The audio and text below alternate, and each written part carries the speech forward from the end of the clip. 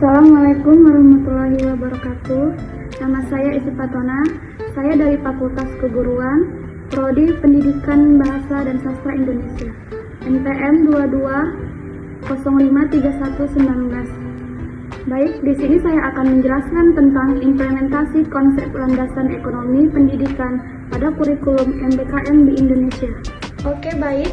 Di sini saya akan menjelaskan tentang kurikulum.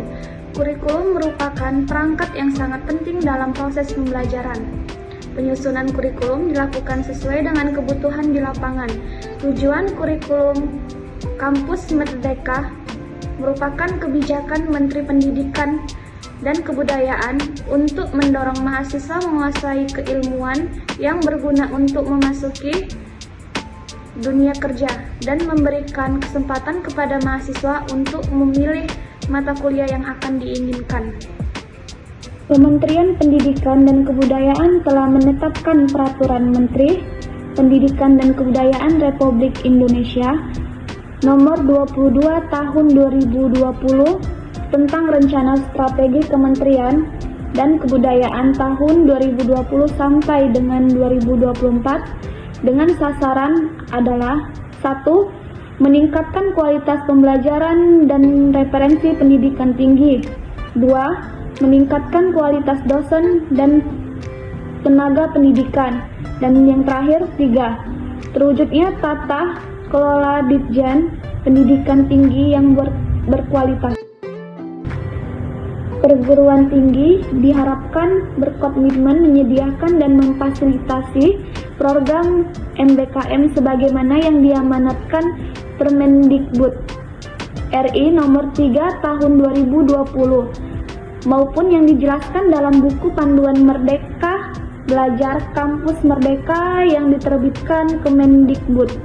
Dengan demikian, ada 9 program MBKM, yaitu pertukaran mahasiswa, praktik kerja profesi, asisten mengajar di satuan pendidikan, penelitian atau riset, proyek kemanusiaan, kegiatan wirausaha, studi atau proyek independen, proyek membangun desa, dan pelatihan bela negara.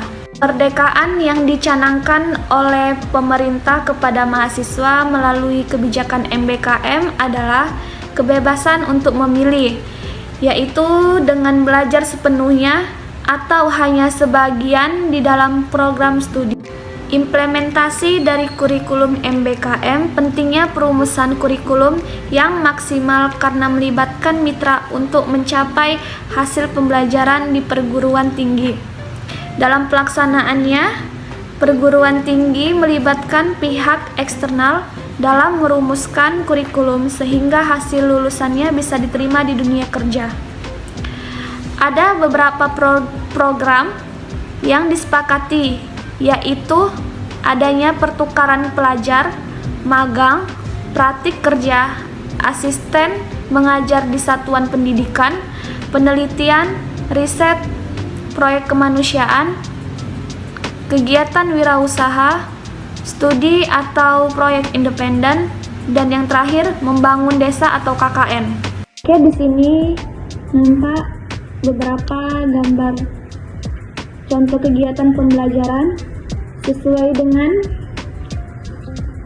Permendikbud ya, yaitu pertukaran belajar, magang atau praktik kerja, asisten mengajar di satuan pendidikan, proyek kemanusiaan, studi atau proyek independen, membangun desa, kuliah atau kerja nyata tematik.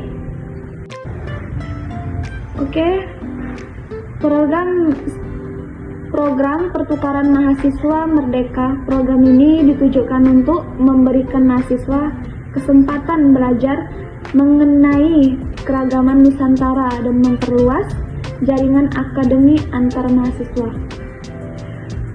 Program ini bisa dikatakan sebagai sarana belajar lintas kampus.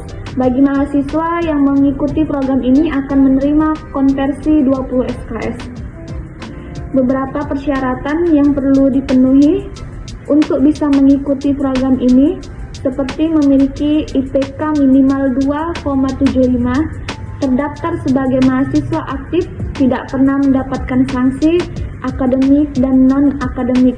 Bersertifikat yaitu program magang ini bisa diikuti selama 1 sampai 3 semester, sama seperti program sebelumnya. Program magang bersertifikat memiliki bobot setara 20 SKS. Di program ini mahasiswa bisa belajar langsung di tempat kerja mitra sehingga dapat memperluas jaringan dan hubungan dengan industri terkait. Program wirausaha yaitu selama program ini berlangsung, mahasiswa akan mengikuti kegiatan peningkatan kompetensi kewirausahaan, menyusun proposal wirausaha, menjalankan kegiatan wirausaha, di bawah bimbingan dosen atau mentor kewirausaha. Program ini meliputi tujuan untuk memperkuat kemandirian ekonomi nasional dan mendukung percepatan ekonomi digital.